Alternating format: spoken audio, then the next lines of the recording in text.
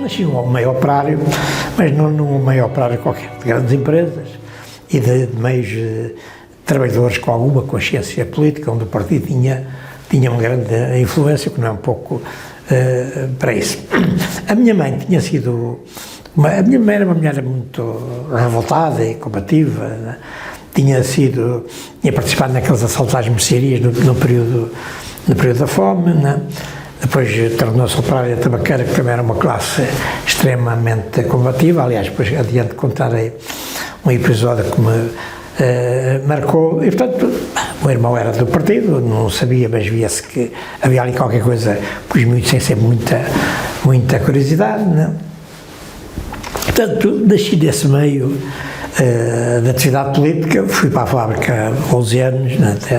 Trabalhei primeiro numa oficina, portanto, em que havia vários membros do partido. Naquela altura nem sabia o que era o partido, nem havia muito cuidado na expressão, mas o mestre, que era aliás um mestre especial, porque geralmente os mestres tinham alguma rudeza com os miúdos e às vezes carregavam nos aprendizes, digamos, as frustrações, o que eram maltratados pelo patrão, e portanto, aquilo não, era uma pessoa muito humana, sempre disposto a ajudar, porque também havia a preocupação muitas vezes de o que se sabe é meu, porque havia uma grande concorrência.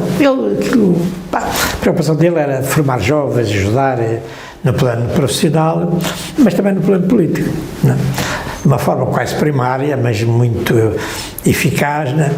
Ele costumava dizer assim, que eu não percebo nada de política, que naquela altura é uma coisa que se dizia como defesa de não percebo nada de política, portanto não sou de cá.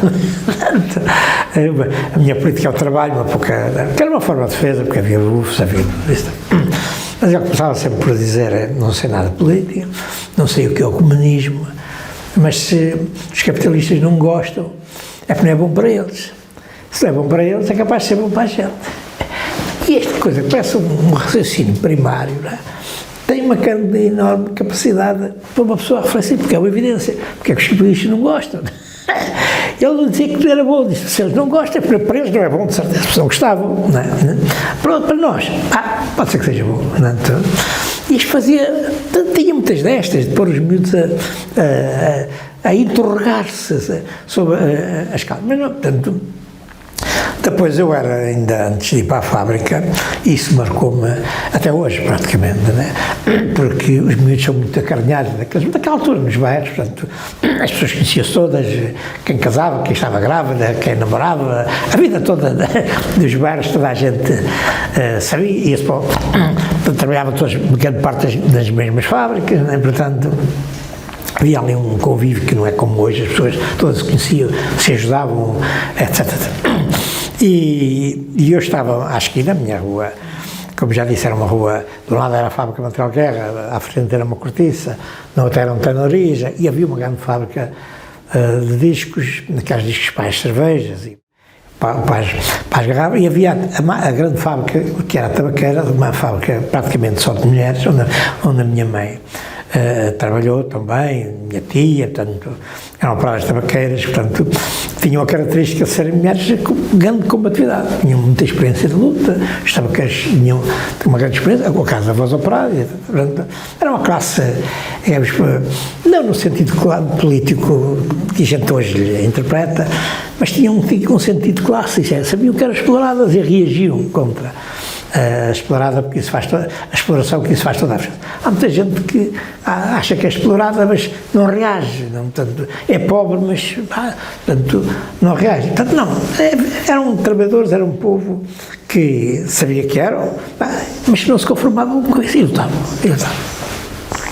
Portanto, quando foi das greves de 43, né, então repare que eu tinha 7 anos, portanto, né, aquilo foi uma coisa imensa, né, e a GNR prendeu aquela gente toda, né? Portanto, nem tinha capacidade de os prender, portanto, pô-los com os cavalos, era a GNR a cavalo, né? Meteu as pessoas no passeio, portanto, aquilo foram levados para o Campo Pequeno, para a praça do Campo Pequeno, né? E levava aquela malta toda, tanto enjauladas, digamos, com os cavalos de um lado, as paredes do outro, que aquilo, né? Mas elas pelo caminho faziam uma algazarra, e temos fome, e queremos pão, tanto tudo, e eu estava à esquina, metade que as mulheres me conheciam, porque eu ia à fábrica até com a minha mãe, portanto, além disso eram vizinhos, o Domingos, regalei os olhos, porque tinha aquela gente como gente boa, né? E eu presos, né? Que era como um miúdo que não percebe porque é que aquela gente vai presa, né? E, portanto, mas esse foi o primeiro, digamos, contacto que me marcou. Depois em casa as pessoas falavam que aquela greve foi uma coisa, em todas as casas falavam, porque mulheres de muita coragem, né, enfrentaram a GNR, até havia uma moça que, o pai era GNR, né, e ela pôs num banco na fábrica para atirar ao GNR, que era pai, mas que esquecia-se que era pai, para ele estava ali a cumprir, digamos, as ordens do comando, e tratava-se das tintas para que fosse filho ou não fosse filho, portanto, havia muitas histórias, umas se calhar fantasiosas, mas, portanto, essa greve tornou-se a conversa do dia-a-dia, até pela universidade e a coragem que aquilo assim, porque naquela altura fazer greve, fazia-se greve, era-se preso, às vezes alguns historiadores acabou tudo na cadeia. Isso é uma estupidez, não é não conhecer a realidade, porque o que conta não é serem presos, é a coragem de se fazer greve, mesmo sabendo que se podia ser preso.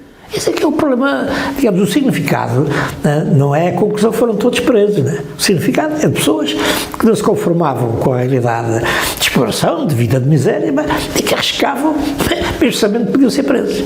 Portanto, não se conformavam, portanto, e pagavam naturalmente um preço, mas tentavam a sua sorte e mudar o mundo.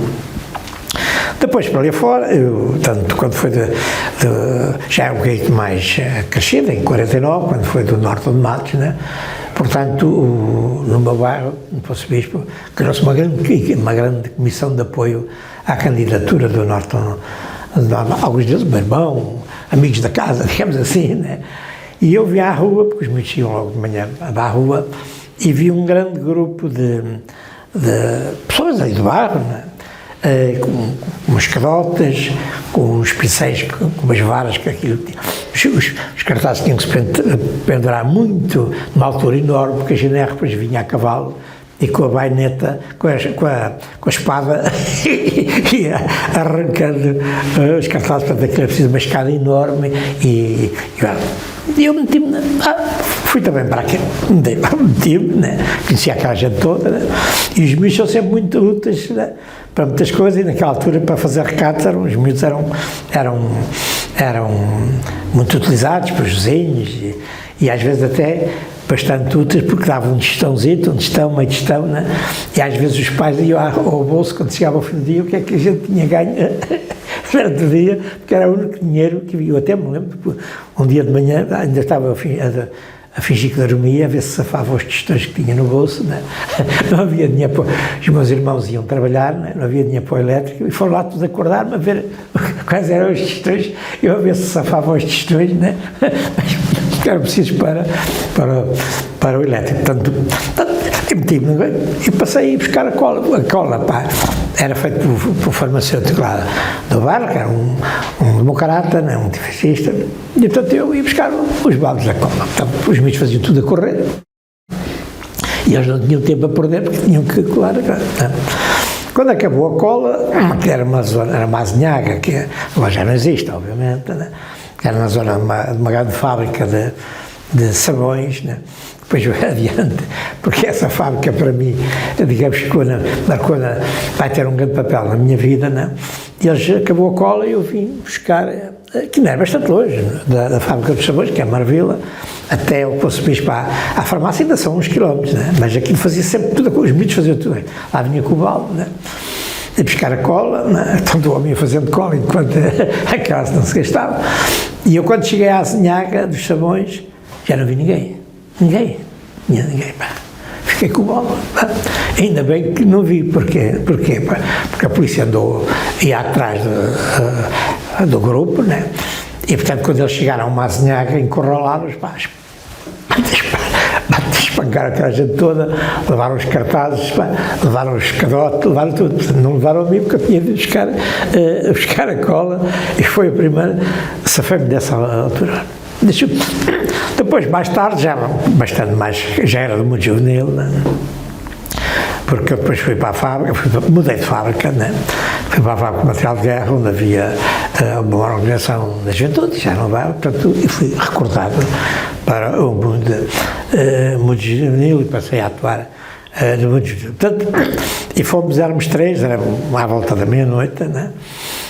Foi, digamos, o meu primeiro batismo de fogo. A minha primeira atividade como mundo juvenil era pintar paredes, para abaixo o fascismo, melhores salários, abaixo aquelas coisas que se faziam, nitrato, né? Fazia-se durante a noite para que aquilo ia, à medida que vinha a luz e as letras iam ganhando relevo. Aliás, era uma coisa muito difícil de tirar. Era tanto aquilo gravava, era um líquido que corroía as paredes e depois eles vinham, pintavam aquilo com a cal e ainda faziam pior, porque a cal ainda fazia realçar a mãe. E, portanto, fomos à volta das fábricas, fazia-se à volta das fábricas, porque quando se entrasse para o trabalho, eram as mensagens, as palavras de ordem nas paredes, não? E aquilo era quase meia-noite e a polícia vigiava a saída das fábricas. Tanto fosse às 5, fosse à meia-noite, portanto, ia à entrada, porque eram grandes massas, né? Naquela altura as ruas, às 8 horas, aquilo eram massas gigantescas que saíam dos elétricos em Cantadulpa, que eram dezenas e dezenas de fábricas, e tudo fábrica que tinham 1.000, 2.000, 3.000 trabalhadores, portanto, coisas enormes, né? E, portanto, aquilo era uma... E a polícia vigiava aquilo, vigiava as entradas e a saída. Coisas que nós não tivemos em conta, e vimos dois fulanos, à paisana, encostados à porta, mesmo à porta da fábrica, encostados, né? E boa noite, passámos, né? Os três jovens, né? Com os baldes, né? E cumprimentaram-nos. Entramos numa azinhaga onde havia uma cerâmica, e quando estávamos nós a pintar as paredes, aparecem os polícias, eram dois polícias. É claro, nós éramos três, fugimos cada um para o seu lado. Por acaso, eles só eram dois, foram atrás dos outros dois, para a minha sorte, não foram atrás de mim, e portanto salvei-me dessa vez. Fui para casa, portanto, queimar papéis, que era porque a hipótese depois dos jovens falarem, né, porque eles sabiam que eram três, né, para além das coisas clássicas, perguntar quem era a organização, quem eram os outros, quem é que deu as tintas e tal, havia um que não tinha sido preso, que era eu. Portanto, a probabilidade de vir a bater à porta era, portanto, toda aquela noite, mas a minha mãe também deu uma ajuda e tal, mas os jovens portaram-se bem, portanto, não abriram o bico e lá me safei dessa. Mas depois entrei ali afora, naturalmente, comecei a ter uma atividade mais intensa, portanto, depois cheguei a dirigente do mundo juvenil, funcionário do mundo juvenil, depois passei ao partido. Portanto, digamos, é um processo natural, não tem tanto, naturalmente, aqui a realidade local, social, a origem familiar, e sobretudo o meio fabril, pesaram muito, que podia não ser, mas ali as probabilidades de me tornar comunista eram muito grande, tanto nasci nesse meio, né? A minha consciência foi evoluindo pelas reuniões, pelas discussões, pelo estudo, né? E portanto, e o empenhamento. Portanto, há um processo de empenhamento, à medida que se vai ganhando consciência, é do dever de lutar, de não conformismo com esta situação. Portanto, fui-me empenhando e comecei a ter maiores responsabilidades. Já disse, portanto, acabei por ser funcionário do juvenil, antes de ser do partido, né? Também membro da Comissão Central do Mundo Juvenil, né? E depois, mais tarde, e já era mesmo partido e era do Mundo Juvenil, portanto, eu, o Borges Coelho, a Isaura, toda essa gente, venho dessa, Ramos de Almeida, vemos todos dessa geração, eu costumo dizer que é uma geração de luxo, porque todos mantiveram pela vida fora com as suas convicções e foram presos e quase todos portaram bem. Portanto, depois passei ao trabalho era do partido, com atividades na juventude. A certa altura já era o único funcionário do mundo juvenil. Eu, aliás, tive a responsabilidade de fechar a porta, como se costuma dizer, porque o Mudo Juvenil começou, era uma organização legal, sem ser legalizado, portanto, não há nenhuma medida, que é uma coisa curiosa, era uma organização legal sem ter legalizado. E depois o fascismo, em 56, quando foi do processo do Porto, ilegalizou uma coisa que nunca tinha sido legalizada. Portanto, é o mesmo processo do Mudo. Portanto, o Mudo foi legalizado porque também nunca tinha sido legalizado, mas porque tinha uma grande influência comunista e, portanto, fossem ou não fossem, portanto, naquela altura era tudo comunista, portanto, mesmo que não fosse, portanto, nesse pretexto o fascismo ilegalizou o Mudo. E o Mudo Juvenil não aceitou ao contrário do Mudo, e a direção do Mudo que aceitaram fechar as portas, né? O Mudo Juvenil não. Portanto, decidiram continuar, né? Mas aquilo foi um massacre, portanto, quanto mais ia, a situação política se ia agravando, a Guerra Fria, o anticomunismo, portanto, o juvenil, aquilo eram prisões atrás de prisões, e, portanto, acabaram por ser um processo de 50 e tal jovens no Porto, quase toda a direção, até quase, fiquei só eu, quase praticamente de fora, né, nessa altura, e foi legalizado, e, portanto, e considerou-se, depois das eleições do Delgado, que se tinha criado um novo ambiente unitário, com jovens, católicos, monárquicos, tendências várias, porque nestes momentos de grande efervescência política aparece muita gente, né, que depois no dia seguinte vai-se embora, porque havia a perspectiva de mudar e tal, mas apareceram muitos jovens mesmo, né? E o partido decidiu, digamos, tentar um novo fogo com uma nova organização, né? Ainda fizemos uma reunião em Sacavém, em novembro de 58, que ainda tiveram 200 e tal jovens de vários pontos do país, que não era uma força assim tão pequena, de Braga, o Porto, Aveiro, São João da Madeira, Marinha Grande, Alpiarça, portanto, até o Alentejo, portanto, ainda era uma força. Mas aquilo já não tinha condições para o meu trabalho legal. E também se provou que a nova organização que criámos, que se chamava a União das Juventudes Portuguesas, mudou de nome, também, passados os dias, começaram a aprender, e até é muito curioso, quando os jovens que vêm nesse período, naquela onda de Delgado, era uma figura muito curiosa, porque ele era filho de monárquicos, né? Era filho da grande burguesia lisboeta, né? E que tornou-se um monárquico proletário e casou mesmo com uma costureira, filha da operária da construção civil. O que é curioso, a família cortou com ele. Achou que aquilo era um insulto à burguesia, à classe, né? E não lhes perdoou, né? Cortou com ele. Então, o facto de ele não só se ter dedicado à atividade antifascista, como ter casado com uma costureirinha, filha de carpinteiro, de operária da construção civil, era uma coisa que, tanto... Mas ele aguentou-se e acabou por ser preso, portanto, e em 57, mas depois passei a sua atividade de partido, e, portanto, várias responsabilidades no meio operário, né? E acabei por ser preso na Amadora em 1959, que é a minha primeira... Fui preso na rua, portanto, na rua. Eles, portanto, não sabiam quem eu era, a única coisa que sabia que eu era clandestino, né? Portanto, montaram... Eu ia para o encontro, estava a fazer horas, né? Eles já me tinham localizado, e eu também já os tinha visto ali várias vezes e tal, né? Eles montaram um ambiente atrativo, que era um casal faziam um piquenique com um bebê e tal, e eu aproximei-me e fiquei ali, que aliás eram pitos. Eram pitos que estavam no próprio local onde eu ia ter o encontro, né?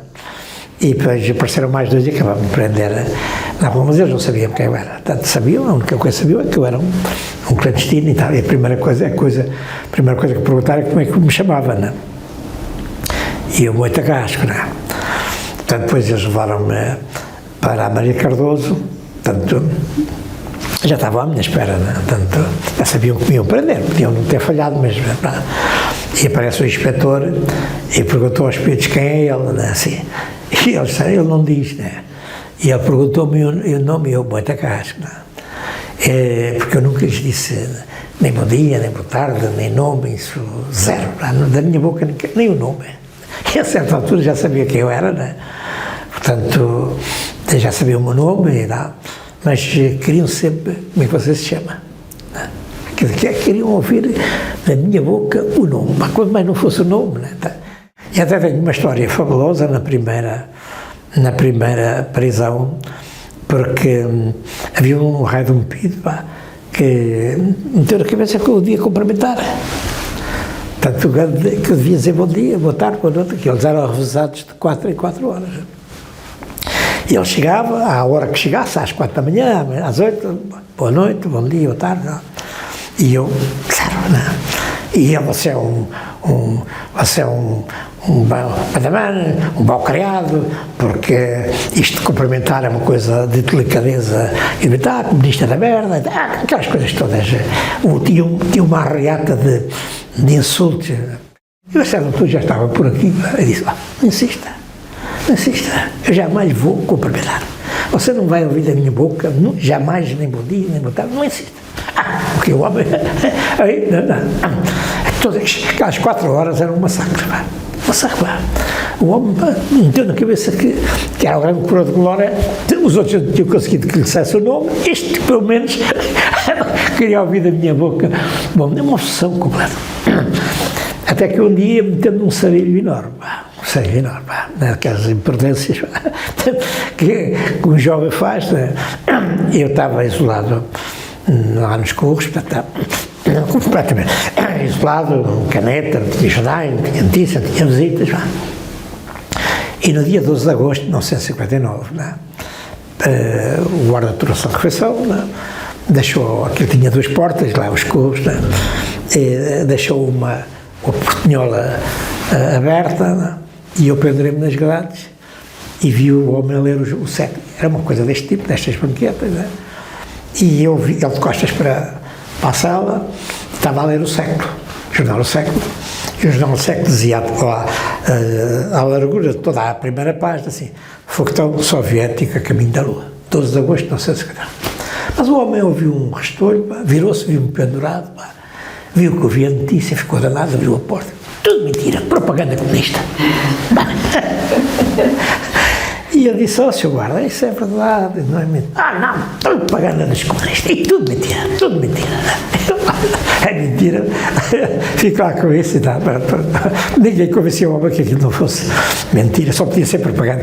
O foguetão soviético, o caminho da Lua, só podia ser uma mentira comunista. Tanto era o século, estava feito com os comunistas. Eles, quando iam aos interrogatórios, deixavam a malta adormecer, e depois, 1 hora, 2 horas da manhã, acordavam para ir aos interrogatórios. O guarda abriu a porta, disse, era 1, 2 da manhã, prepara-se para ir à polícia, porque era assim que dizia, lá fui, vesti-me, não tinha pressa nenhuma, vesti-me calmamente e tal. E tinha aqui, repare, à noite ali, junto ao jogo, não há ninguém, nem carros de polícia, só havia polícia, Eles encostavam a carrinha à porta, aquela porta que está lá agora com o gradeamento, a gente descia as escadas e enfiava logo dentro do carro. Quem é que me aparece? O tal, bom dia, boa tarde e boa noite. Assim, hoje é comigo. É hoje que vais estar contas comigo. E então entrei, sentei-me e disse, virei-me para ele e disse, ouvi dizer que os americanos mandaram um foguetão para a Lua. O que eu fui dizer? Ele não me espatifou logo ali, porque ia dentro do carro, Seu filho deste, seu filho daquele. Dali até a Maria Cardoso, o homem espumava, é que espumava mesmo. Esse bem, o primeiro round é meu, agora o segundo round é dele, obviamente, Chegava a Maria Cardoso, os interrogatórios eram no 3º andar, ele durante a escada, nunca se calou, Tinha um arsenal de insultos, nem faz ideia. Claro, muitos eram repetidos, voltava ao princípio. Chegando lá ao 3º andar, quem é que estava à minha espera? O inspetor Farinha, que era um monstro, uma viga, desdentado, tinha um pé enorme, não fumava, ele chupava assim, ele fazia assim, chupava um cigarro. Ouviu aquele barulho para a escada acima, e chegou atrás, mas o que é que se passa? E diz o Pedro, este filho deste e daquele, veja lá, senhor inspetor, que este filho disto e daquilo, disse-me que os americanos mandaram um foguetão para a Lua. e à espera que o inspetor desse ordens para ajustar contas comigo. E eu ali à espera, e ele também, né? parecia um tigre ali à espera. E o inspetor Farinha, ele era arqueólogo, portanto, intelectual e tal, né? Olhou-me assim para mim, de alto a baixo, né? Só lhe fazia suspense, olhou para o Pedro, fez assim, outra vez assim bastantes vezes, nada-se, e disse, não foi nada, nem os americanos, nem os russos, foi a humanidade. O Pedro olhou para ele, deve ter pensado que o inspetor tinha pifado, e eu safei-me dessa. Mas podia ter sido um sarilho. Fomos obrigados a casar porque nunca nos deixaram visitar. Porque eu estava presa em Caxias, ele estava preso aqui em Peniche, e nem sequer podíamos trocar correspondência. Porque como não éramos casados em papel, fomos forçados realmente a casar, mas só depois de eu sair.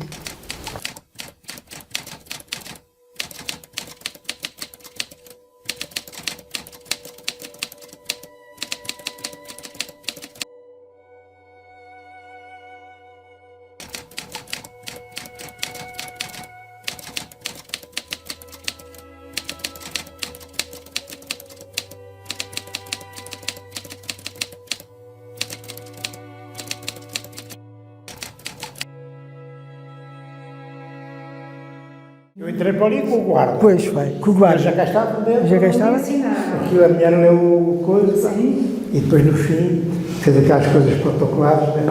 E disse, desejo não sei o quê, a universidade, tenho muitos meninos. E a minha cunhada disse assim, não vejo como. Da primeira vez estive preso, aquilo que costumo dizer, em tranche. Tive primeiro 3 dias e 3 noites, depois fui para os curros, depois voltei, tive mais 6 dias e 6 noites, depois mais 3 dias e 3 noites, portanto, no tudo são 15, mas são em tranches.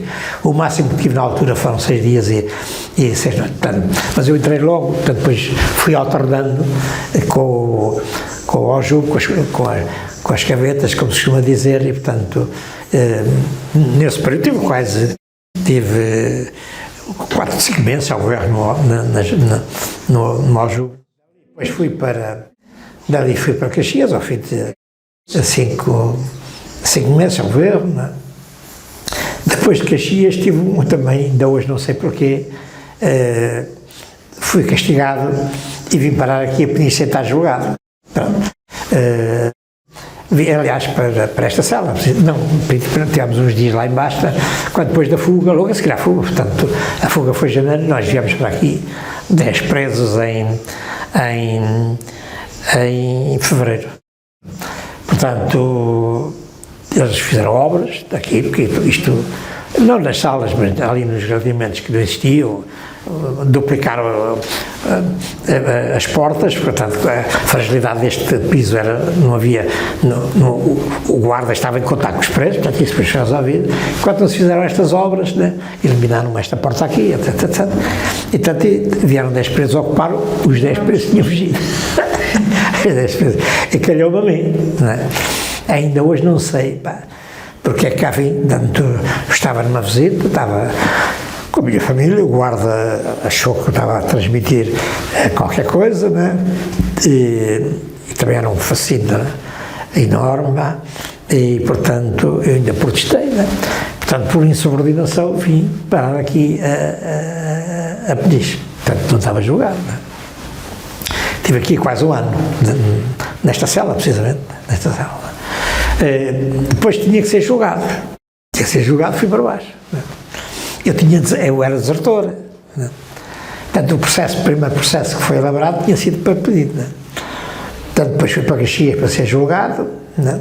Para ser formado o processo, porque os militares, o Tribunal Militar, pegava nos autos da polícia e depois faziam as mesmas perguntas exatamente. Os processos são exatamente iguais, portanto, só que uns eram feitos por PIDE e outros passaram a ser feitos por o Tribunal Militar, portanto. E, portanto, fui para baixo para elaborar o processo militar e ser julgado, né? Repare que eu fugi, a fuga foram 3 ou 4 dias depois do julgamento, né? E estive lá, portanto, o tribunal, o julgamento é o Soro, ainda fui expulso do tribunal, e a fuga deu-se 3 ou 4 dias depois de... Portanto, quando fui a julgamento já sabia que a fuga estava, não sabíamos se concretizava, mas já estava marcado, e até foi muito útil, porque foi para baixo, né? E em boa hora, né? Mas também porque isso permitiu resolver um problema técnico da maior importância, porque nós estávamos isolados, né? E a cadeia tinha, isto é uma coisa que já sabíamos, o carro tinha que arrebentar com um portão que a gente não conhecia. Esse portão foi construído depois da fuga daqui de Peniche, não havia esse portão, né? Portanto, criaram esse portão e, portanto, a gente não conhecia, sabia a existência do portão, não sabia era a resistência do portão, não? E como eu passei muitas vezes ali àquele portão, porque fui ao tribunal para ser ouvido pelo juiz militar, né? E depois o julgamento, portanto, isso permitiu tirar a fotografia, digamos assim, ao portão, como é que abriu a porta, isso foi até um aspecto muito importante para a fuga. Depois fugimos para a clandestinidade, né? Este ano demoram-se os 60 anos da fuga, portanto é uma fuga histórica e praticamente única na vida, nas muitas fugas que houve das cadeias, logo a seguir, ainda por cima é um ano e tal depois da fuga daqui da Peniche, mas a fuga de Caxias tem características muito particulares pela complexidade. Repare que é a única fuga que se decorre de dia, à luz dos carcereiros viram a fuga toda. O que, portanto, faz a diferença, portanto, as fugas geralmente fazem-se ele verem. Portanto, esta não, os carcereiros assistiram desde do primeiro segundo, a fuga demorou 60 segundos. Demorou 60 segundos na sua execução, desde o momento em que se entrou no carro até fugir, são 60 segundos. Não? Cronometrados pelos serviços da cadeia, porque isto também não. E, portanto, é uma fuga à luz do dia, não? Os carcereiros assistiram impávidos, isto é, impotentes pela rapidez em que a fuga que se deu. Repare que é uma fuga que tem início no interior da cadeia, né? E, sobretudo, uma fuga no interior da cadeia é que os carcereiros sabem que se está a dar a fuga.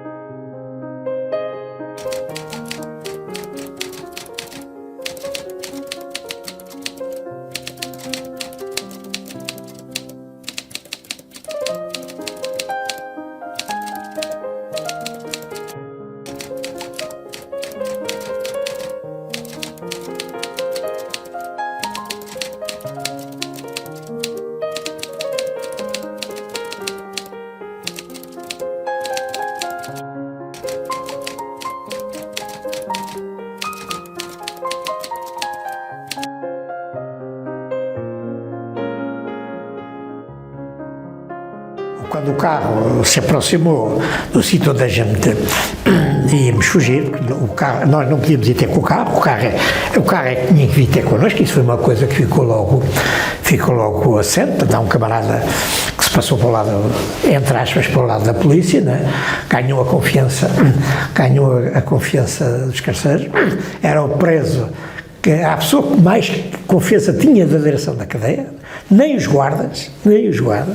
Repare que havia guardas quando queriam coisas do diretor, pediam ao preso para pedir ao diretor, né? Tornou-se um artista, um talento enorme para além de uma tarefa extremamente difícil, não? Porque ninguém sabia, porque eram pessoas que iam fugir, né? Portanto, na cadeia ele era um traidor, né? A família dele desprezada para a nossa família, portanto foi preciso um estoicismo enorme, porque ele viveu muitos meses, fuga levou 19 meses a preparar. Porque foi preciso resolver muitos problemas de uma enorme complexidade, como deve calcular. Porque, primeira questão é se o carro não trabalhava. Foi preciso pôr o carro a trabalhar. Portanto, nem o diretor acreditava que ele conseguisse pôr o carro tinha um segredo, né? Porque, e portanto, ele teve que descobrir qual era o segredo do carro. Pois era blindado ou não era blindado? Porque uma coisa clara, era uma fuga à luz do dia, porque nós só saíamos da sala meia hora por dia, portanto, o resto estávamos sempre fechados na sala, portanto, tinha que ser à luz do dia, quando era no recreio, que era vigiado por polícias de todo lado, GNRs e guardas, uns em cima, os outros em baixo, outros à frente e outros atrás, né? Portanto, isto, como deve calcular, era preciso muito trabalho e nós não tínhamos contacto com o camarada, né? Era tudo por escrito, perguntas, e como é, e como não é, mas para ver, quando o carro chegou, né, o GNR que estava, eu sentia a espingarda do GNR nas minhas costas. Aliás, foi ele que me empurrou para o carro. O espaço que havia era quase zero. Eu estava em cima dele, né? E ele é que me empurrou para o carro, né? Quando o carro se pôs em andamento, eles nem devem ter pensado, isto é uma ideia, uma brincadeira de crianças, de garotos, né? Porque, com a maior das experiências, mandaram parar o carro, né? Assim, demorou tempo a perceber. Depois houve um interrogatório para ver se tinha havido conivência, né? E foram todos ilibados porque concluíram que o tempo que precisavam de reação era maior do que a velocidade a que se deu a execução da fuga. E, portanto, o grande problema da fuga era, e é a única fuga, porque é uma fuga que decorre sob fogo. O carro ainda foi atingido com 19 balas, né?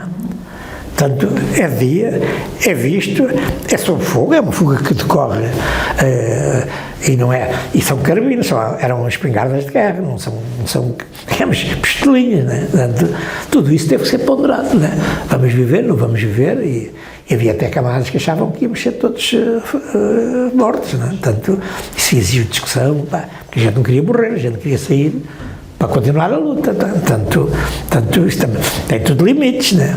Mas, tanto isto requeriu muita ponderação, muita discussão, muita avaliação das hipóteses, portanto, é tudo um trabalho extremamente longo, mas correu por, digamos, aqui tudo é ensaiado, digamos, isto é quase como os astronautas, né? É um feito um ensaio em cápsula, depois é que se vê, assim, portanto, ali bateu tudo certo, porque a fuga tinha que ser a uma segunda-feira. Porquê? Porque à segunda-feira era fim de semana, portanto, havia menos gente na cadeia que tinha feito o fim de semana, mas não é só isso, pá. O portão tinha que as famílias concentravam-se do lado do portão. E, portanto, havia o perigo de ir ao portão e ir às famílias. Porque as famílias que iam para as visitas concentravam-se do lado de fora do portão. Portanto, mas à segunda-feira havia muito poucas visitas, porque tinha uma grande parte dos presos eram gente de trabalho, portanto, as famílias eram gente também de trabalho, não é? Depois tinha que ser, à segunda-feira, tinha que ser entre as 9 e as 9h30. Porquê? Porque as visitas eram às 10. Portanto, quanto mais tarde, mais probabilidade havia. O grande problema é que nós nunca sabíamos quando íamos para a visita. Nunca sabíamos. Portanto, eles diziam meia hora antes, preparem-se para o recreio. Portanto, podia ser às 8, como às 8h30, como às 10, como às 11, portanto, isso. Mas, portanto, mas as rotinas são terríveis, não é? Ao longo de muito tempo, nós começamos a ver que há alguma regularidade naquela escala. Isto não é assim tão arbitrário, portanto, porque a gente vê que tanto e tanto tempo volta às 8h30, volta às 8, portanto, digamos, foi-se fazendo uma espécie de um calendário, podia falhar tudo, né? E acertou certo. Portanto, marcámos o dia, né? Que era uma segunda-feira, na esperança que a hora foi, e às 8h30, tomava-se o que eram 8, ou às 8 e tal, às 8h30 eles vieram dizer para passo para o recreio. O camarada Tereso só tinha que saber, a gente tinha que comunicar é com o que diz, né? Porque a gente tinha que tínhamos que comunicar que o recreio estava marcado. Portanto, ele já sabia que meia hora depois nós estávamos no recreio. Portanto, e assim foi, né? Nós fizemos o sinal, tanto que o sinal que já estava previamente que daí a meia hora havia o recreio, e ele foi lá, para a garagem, foi tirar a gasolina dos outros carros para aquele carro, né? foi sabotar os outros carros para eles depois não poderem ir atrás de nós, né? Tanto, e foi buscar o carro, né?